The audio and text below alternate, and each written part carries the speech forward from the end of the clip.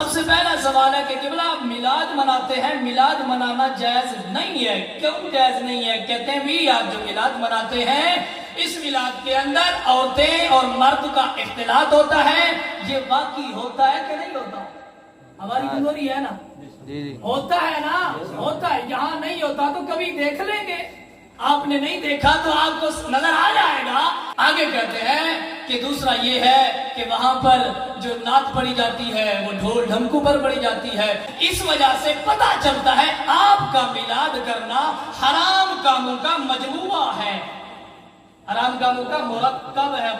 اب وہ کیا کہنا چاہتے ہیں کہ آپ بہت ساری غلط چیزیں، حرام چیزیں ملا کر آپ میلاد کو اس کے اندر شامل کر دیتے ہیں، چونکہ وہ حرام ہے تو لہذا آپ کا میلاد منانا جائز نہیں ہے، حرام ہے۔ یہ اسکول کے نوجوان حضرات یہ ویس بیٹھے اس سے پوچھ رہے، 3 دن ہو گئے ہیں، روزانہ عصر کے بعد ایک نہ ایک سوال کھڑا کر دیا جاتا ہے، اور ایک بچہ پچھلی گلی کا وہ آج عشاء کی نماز کے بعد یا پہلے اس ملا تھا تو مجھے کہہ رہا تھا استاد صاحب وہ کہتے ہیں کہ آپ میلاد مناتے ہیں تو یہ دیکھیں جھنڈے آپ کی روڑی میں پڑے ہیں، یہ میلاد مناتے ہیں آپ لوگ۔ استاد صاحب نے جواب کیا، یہ لفظ دے اس بچے کے کہ استاد صاحب میں جواب کیسے دوں بتاؤ؟ میں نے کہا بھائی دیکھیں بات یہ ہے کہ ان کی بات تو صحیح ہے، اس نے ٹھیک تو کہا کہ آپ میلاد مناتے ہیں یا رسول اللہ صلی اللہ علیہ وسلم کے نالے مبارک کی بیعت بھی کرتے ہیں، تو میرے پاک نبی کی دیوانوں ان امور کی طرف ہمیں غور کرنا چاہیے۔ ہم میلاد مناتے ہیں تو میلاد منانا جائز ہے، مگر میلاد کے اندر جو حرام کام کیے جاتے ہیں یہ ناجائز ہے، اس کی وجہ سے غیروں کو پھر موقع ملتا ہے ہمارے اوپر اعتراض کرنے کا۔ تو میرے پاک نبی کے دیوانوں یہ بہت بڑا اعتراض ہے، سب سے پہلے جواب دینے سے پہلے ہمیں اپنے اندر جھانکنا چاہیے، جو غلط چیز ہے ان کو اپنے میلاد سے ہم نے پاک کرنا ہے۔ کریں گے؟ کہہ دو انشاءاللہ۔ اس کے بعد اب جواب کی طرف آتے ہیں، ایک بار کہو سبحان اللہ۔ میرے پاک نبی کے دیوانوں جلدی جلدی میں گزرتا جاؤں گا۔ ہاں جی آپ کا میلاد ناجائز ہے کیونکہ حرام کام ہوتے ہیں، حرام کاموں کا مجموعہ ہے لہذا ناجائز ہے۔ میں نے کہا مولوی صاحب تجھے پڑھایا کس نے ہے؟ ہمارے پاس بیٹھ، جواب تجھے ہم دیتے ہیں۔ آپ سبحان اللہ میں کنجوسی نہیں کریں گے انشاءاللہ، جواب دیں گے، میں کنجوسی نہیں کروں گا۔ تو میرے پاک نبی کے دیوانوں کہتا ہے کہ یہ حرام ہے، میں نے کہا حرام ہے، کہتے ہیں ہاں جی۔ میں نے کہا اچھا مجھے بتا، اب یہ حرام ہوا ہے حرام کاموں کی وجہ سے، ہمارا دعویٰ یہ ہے کہ جو میلاد ہے فی نفس ہی بے ذات ہی میلاد منانا جائز ہے، مگر اس کے اندر جو حرام کام ہے وہ ناجائز اور حرام ہے، چاہے وہ میلاد میں ہو رہے ہو، چاہے وہ برتھ ڈے پر ہو رہے ہو، چاہے وہ سالگرہ پر ہو رہے ہو، یا چاہے مسلمانوں کی شادیوں میں ہو رہے ہو، وہ تب بھی حرام ہوتا جائے۔ عمل بھی کریں گے کہ نہیں؟ ماشاءاللہ، ہاتھ بلند کر کے کہیں انشاءاللہ۔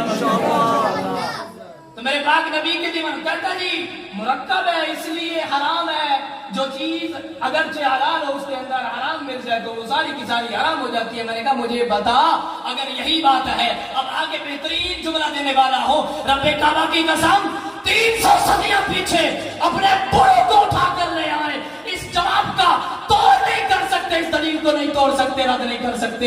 وہ کیا ہے؟ میں نے کہا میں تجھے بتاتا ہوں، مجھے بتا آقا صلی اللہ علیہ وسلم نے جب اعلان نبوت فرمایا اس وقت مکے کے اندر جناب والا بت کتنے تھے؟ مجھے بتا بت پلید ہے یا پاک ہے؟ کہتا ہے بت پلید ہے۔ میں نے کہا مکہ پلید ہے، کتنا شادی توجہ فرمائیے گا، مکہ پلید ہے، کہتا ہے مکہ پاک ہے، بت پلید ہے، کہتا ہے مکہ پاک ہے، بت پلید ہے۔ میں نے کہا میرا دعویٰ سن، میلاد پاک ہے، ناجائز چیزیں پلید ہے، میلاد پاک ہے، ناجائز چیزیں پلید ہے، مکہ پاک ہے، ناجائز چیزیں پلید ہے، مکہ پاک ہے، بت پلید ہے، کہتے بالکل پکی بات ہے۔ میں نے کہا اب مجھے ایمانداری سے بتا مصطفیٰ نے بتوں کو توڑوایا تھا یا مکے کو توڑوایا تھا؟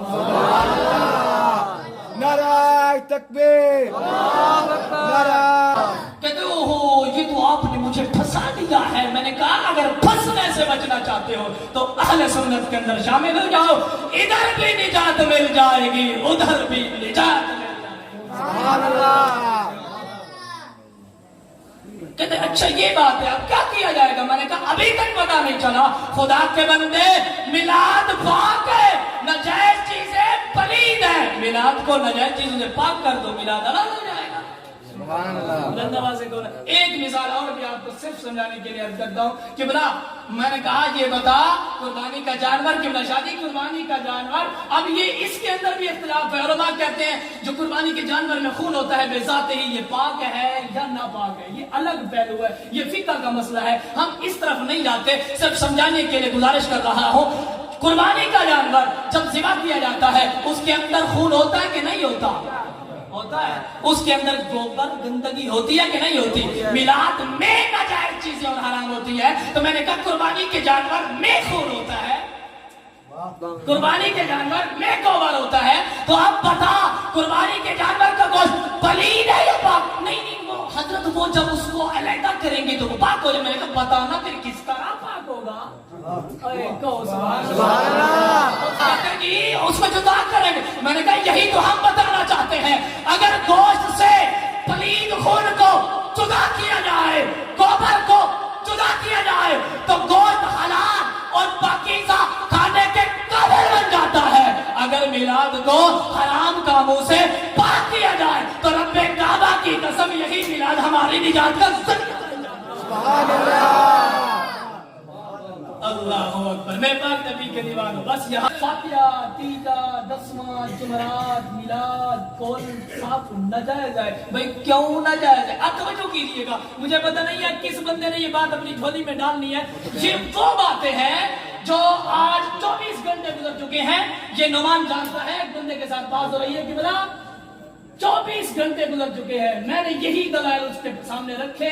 24 घंटे गुजर चुके हैं। 24 घंटे गुजर चुके हैं, कोई जवाब नहीं आया।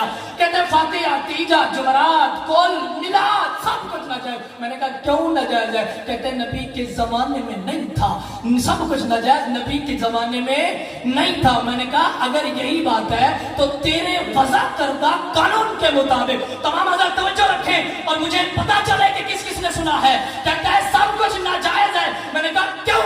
कहता है नबी के जमाने में नहीं था। मैंने कहा तेरे कानून के मुताबिक सब कुछ नाजायज है।